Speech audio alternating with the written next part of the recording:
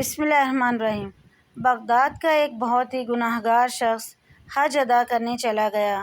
وہاں کعبہ کا غلاف پکڑ کر بولا، الہی، اس گھر کی زیارت کو حج کہتے ہیں اور کلمہ حج میں 2 حرف ہیں، ہے سے تیرا حکم اور جیم سے میرے جرم مراد ہیں۔ تو اپنے حکم سے میرے جرم معاف فرما دے۔ غیب سے آواز آئی، اے میرے بندے، تو نے کتنی عمدہ مناجات کی، پھر سے کہو۔ وہ دوبارہ نئے انداز سے یوں پکارتا ہے، اے میرے بخشن ہار، اے غفار، تیری مغفرت کا دریا گناہگاروں کی مغفرت و بخشش کے لیے پرجوش ہے اور تیری رحمت کا خزانہ ہر سوالی کے لیے کھلا ہے۔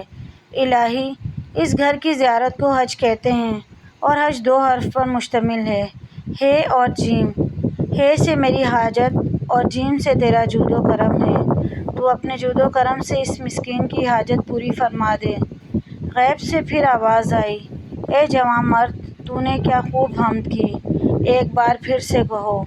تو وہ گناہگار شخص پھر عرض کرنے لگا، اے خالق کائنات، تیری ذات ہر عیب و نقص اور کمزوری سے پاک ہے۔ تو نے اپنی عافیت کا پردہ مسلمانوں پر ڈال رکھا ہے۔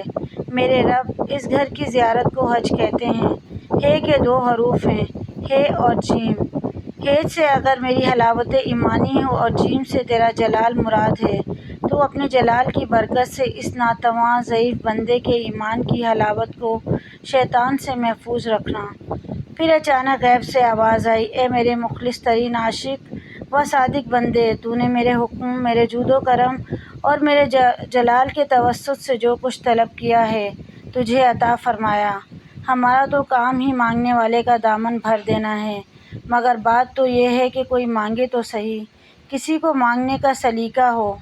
ناظرین، انسان کتنے بھی گناہ کر لے لیکن اگر وہ اپنے گناہوں پر نادم ہو کر سچے دل سے اللہ پاک سے مغفرت مانگے تو اللہ پاک ضرور معاف کر دیتا ہے۔